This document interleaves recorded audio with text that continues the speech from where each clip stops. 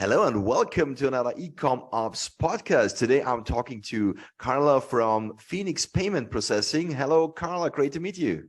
Hey, Norbert. Thank you for having me. It's great to meet you as well. Yeah, happy to have you here. Karla, tell us a bit about yourself and what is Phoenix Payment Processing doing? Okay, so a little about me. I was a U.S. military veteran, and I spent a lot of my time doing that. And I got out and worked for some of the top global payments companies in the world and decided, you know what?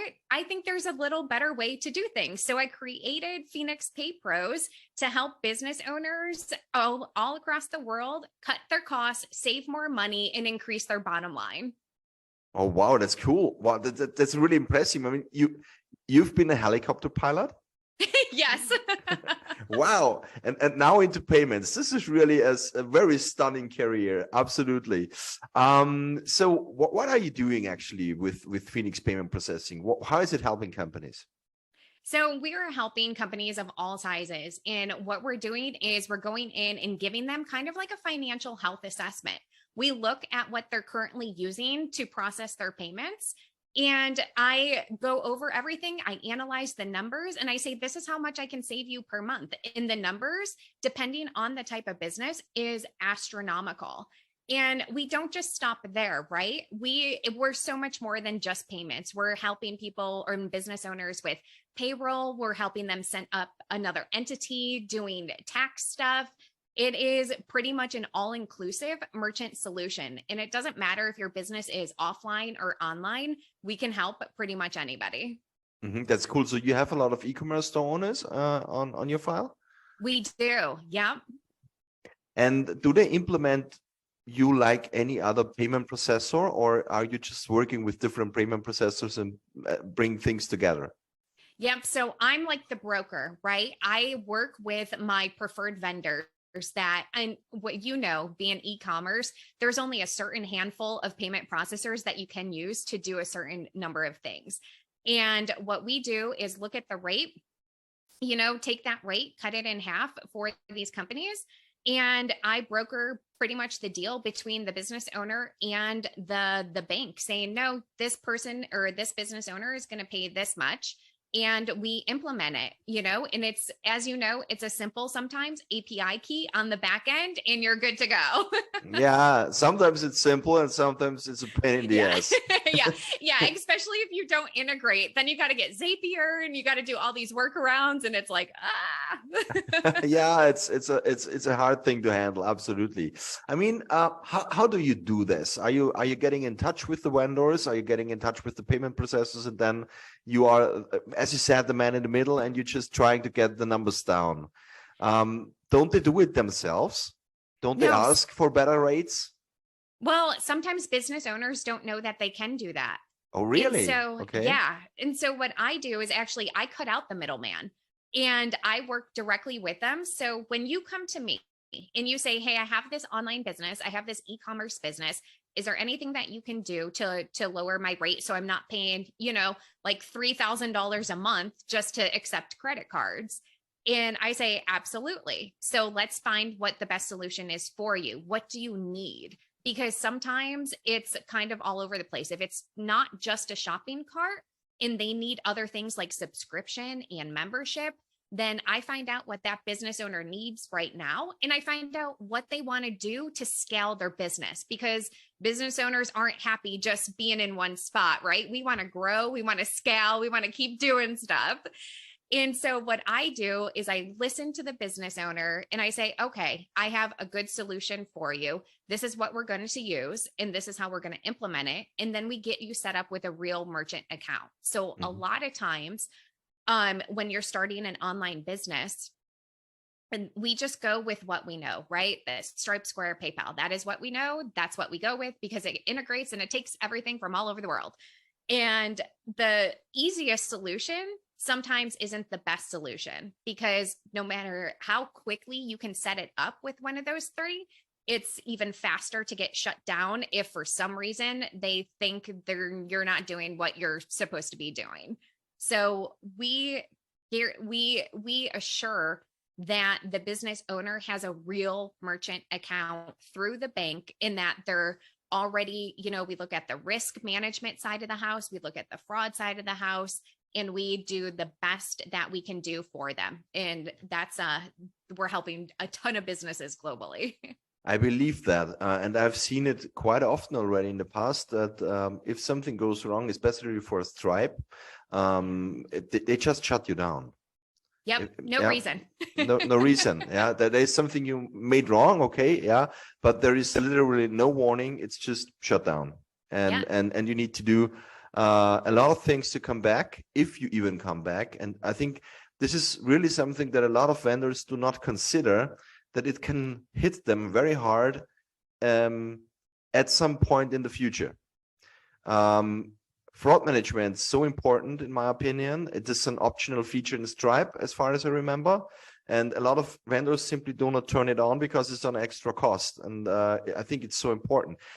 Are you familiar with customers that had that problem to be shut down or had a lot of fraud? Yes. We deal with them, and it's mostly online customers or just card not present. So it could be a coaching business, and you have international customers. And I worked for one of the top companies. So I understand how they do things. And every time they shut you down, they'll say it's suspicious activity. You try to get a hold of somebody and find out why. They're not going to tell you. They're just going to say suspicious activity, and you don't have access to your money. So I've worked with a lot of people that they set it up. It happened to them. So we got them set up correctly. And honestly, it's just a matter of time. Like you said, it's just a matter of time before you get shut down for some reason. And then good luck trying to get that back. And that impacts not only your customers, but it impacts the business owner as well. Now you don't have access to your money until they do some kind of investigation, and everything's frozen. It's kind of ridiculous. Yeah, it's like when Amazon shuts you down, then you always have also a lot to do. Yes, exactly. What could be the pros and cons to look at when it comes to payment processors? Honestly, I would trust but verify. That's my biggest thing, right? This industry is so competitive, and people will tell you what they want what you want to hear up front. If you have to sign a contract, I would just be very weary of that, because I don't do contracts. People can come to me, use me for however long that they want for processing. And then if they decide to leave, that's fine. We could still be friends. No big deal, but I would warn people, look at the fine print, is like, we all know that it's easy to set up, the 3 things that you need for e-commerce, for an e-commerce business. That's really simple, but look at the after effects, right? Maybe you want to set it up right now, and then really think about your merchant account, because that's your bloodline to your business. And if you're not taking care of that, you're not going to get paid. And then you're not going to be able to either pay your vendors, pay your bills, or anything else. And so I think a lot of the time business owners just kind of breeze through that and put a lot of more emphasis on the product that they're selling or whatever their business is to sell, instead of looking at how, if that line from the consumer to the business owner and that payment piece gets interrupted, your business is like dead in the water. There's nothing happening. And then you're scrambling to try to fix it. So just don't put yourself in that situation. I hear you going. We live in a challenging time. So one of the main issues in e-commerce and also in other businesses and offline businesses that we face today is that it's hard to increase the revenue without raising the prices. And even worse, we have less and less revenue because of all the crises appearing around. What do you suggest to your customers to get out of this? Yeah, honestly, I would say do a financial health assessment. I do them at no cost to business owners, because I want to show them where they're currently at and where I can take them. And for example, if you're doing like $100,000 a month in an e-commerce business, and you're paying, let's say, $3,000 just to accept credit cards, what if I can either eliminate that completely or cut it in half? Now I just saved you, instead of paying $36,000 a year, and you're paying maybe $15,000 or nothing at all to accept those credit cards. What could you do with that money? You could reinvest it into your business. Maybe you don't have to lay somebody off right now, and they lose their job. It's more money in your pocket. You just increased your bottom line without really having to do anything. And it cost you what? A merchant statement in, a couple minutes talking to me to see where you're at and how you can save more money. That's cool. How do you earn money? So yeah, the $1 million question, right? Karla, how do you get paid? Yeah. I mean, you save me money. That's cool. Yeah, I love it. But how do you earn the money then? Where is your costs? So I earn a micro percentage on every transaction. That is how I get paid. So I'm more about the volume, right? Because the more volume that my customers do and my clients do, then the more that I make. So I just get a teeny little micro percentage on every transaction. That's a nice fee, actually. Yeah. You save money and you still have something to share with the credit card companies. That's cool. How can e-commerce businesses take control over its payment processes? I mean, they are so bound in any system. How can they really get control? I mean, what is, let's say, about chargebacks and all these kind of things that happen? How to deal with that? So most of the time, business owners won't fight chargebacks, and you can. And when you go with different companies, sometimes you're kind of limited. So what we do is we ensure that we will fight for you every step of the way when it comes to chargebacks, and we will help you fight that battle, kind of like with the bank, and we'll be with you. We do fraud protection. We don't charge extra for it. Everything is all inclusive. Your PCI and DSS, that's all taken care of. Your tier 1, level 2, 3 risk is all taken care of. Everything is included. And I'm kind of your advocate. So if you're my client, and there's something that comes up, you contact me and I say, okay, don't worry, let me handle this for you. And if I need you there, then I'll have you there. But you're a busy business owner. You got stuff to do. You have things going on. And it's my job to take care of you as my customer and my client. And let me tell you, as a business owner, it is really nice being able to say, I got this problem. Can you go take care of it for me? And then it's going to be done, and it's going to be done correctly. I know how much work it is to file the chargeback. So this is something that actually happens to literally everyone that has an online business. Yeah. The sooner or later you will have and see chargebacks. You open a business, you run a store, you believe everyone is a nice guy and there is no problem. There are so many fake accounts, so many fake business cards around, and it happens very fast when you have a chargeback on your table. And I know how much work it is to fight against the chargeback. You need to prove everything, and it's often no problem to prove that you have delivered or to prove that you did the service that was charged for. This is not the problem, but to find the documents, load them up, write some letters and additional forms that are required to fight against the chargeback, and then you still need to wait for the approval of the bank. And this is something where I say, yeah, it's cool to have someone that helps you going through all that.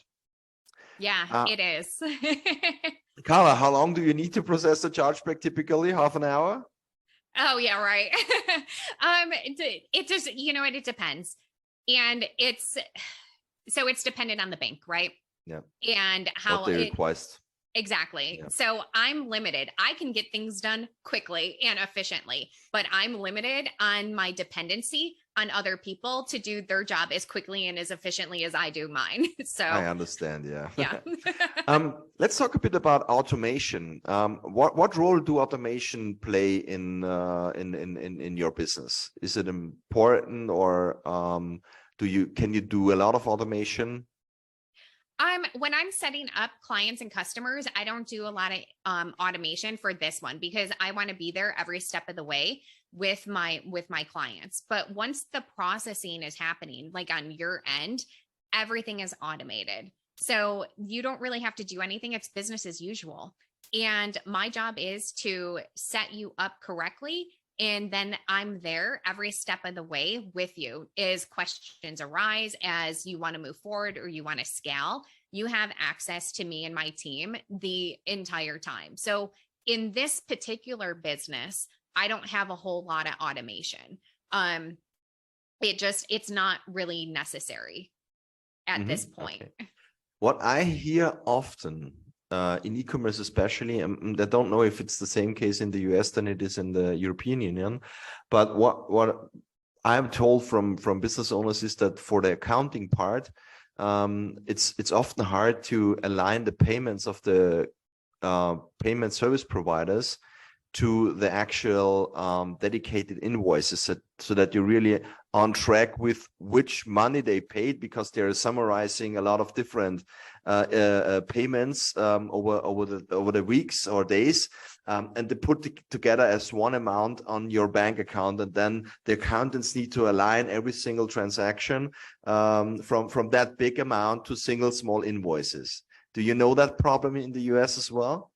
Yes, it's a huge problem. And so if you're doing most of your stuff through invoicing, we actually have an automated solution that will break everything down line by line by line in your invoicing and completely automate the whole process. So all you do, Awesome. and it will reconcile the books at the end of everything. So, and it's each line item. So you don't even have to go in there and say, oh, this one was paid, and, go through all that stuff. It is completely automatic. It's probably one of the coolest automation systems that I've ever seen. And I'm Awesome. like, I wish I did invoicing just so I could use it. Yeah, no, it's cool. This is really something what I hear a lot from other store owners, and I see that this could be really very, very helpful, especially when you do accounting. Tell me a bit about your experience with e-commerce. I mean, what do you think are the biggest mistakes that currently e-commerce store owners do? Honestly, I think the biggest mistakes is using one of the top 3 providers.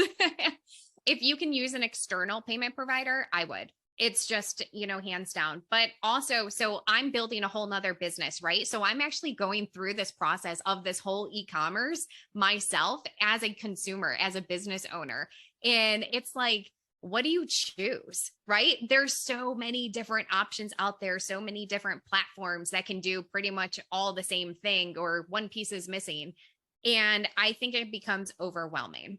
So I've taken it actually upon myself to do a lot of trial and error. So when I have e-commerce clients come to me and say, I need this or I need that, now I know which one is the best solution for them, because I put myself through it just so I could say, you know what, I can work with this one.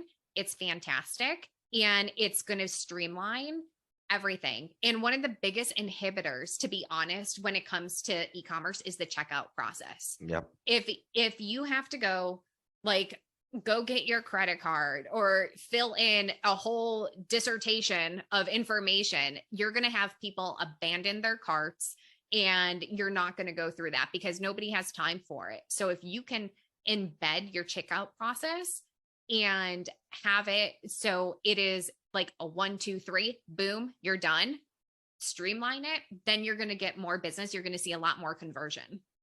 Best shopping cart experience, which system? Oh, I can't be biased. But honestly, I am a huge fan of Samcart. I love it. Mm-hmm. Yep. I love it. They really have upped their game. They really have leveled up what they can do. And that's probably one of my favorites. Cool. Thank you very much. Okay. Last question for the day. Who has taught you the most about payment processing in your career? Oh man, I would have to say my mentors. They had the ability to take me out of the corporate side of the house, doing all of this, and really launch my business. And they have taught me so many ins and outs and intricacies that I didn't know. And I'm continuously learning from them. If you are a business owner and you don't have a mentor or a coach helping you get to the next level, then you're doing it wrong. you have to keep going. You have to surround yourself with people who are, 10, 20 years down the road and get all the knowledge that they have and start building it yourself. So I would have to say, I owe everything to my mentors. Awesome. Thank you so much, Karla. One question I still have. Do you still fly helicopters? I do.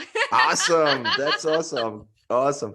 Yeah, thanks so much. It was really a pleasure. And I learned that you can do something against high payment processor bills, which is great. I mean, a lot of e-commerce store owners don't know about that they can talk to their payment processors and see to lower the costs, and to have someone in between that really manages that could be very beneficial, especially also for the entire handling when it comes to fraud protection, when it comes to chargebacks or all these kind of things that can happen. Yeah, check out Phoenix Payment Processors and see what Karla can do for you. Thank you very much. And don't forget to subscribe to our podcast and listen for the next episode. See you soon. Bye-bye. And that's it for this episode of the eCom Ops Podcast. If you enjoyed listening and would like us to find and interview more e-commerce operations experts, please search for eCom Ops Podcast in your favorite podcast listening app, and then subscribe, rate, and review. Until next time.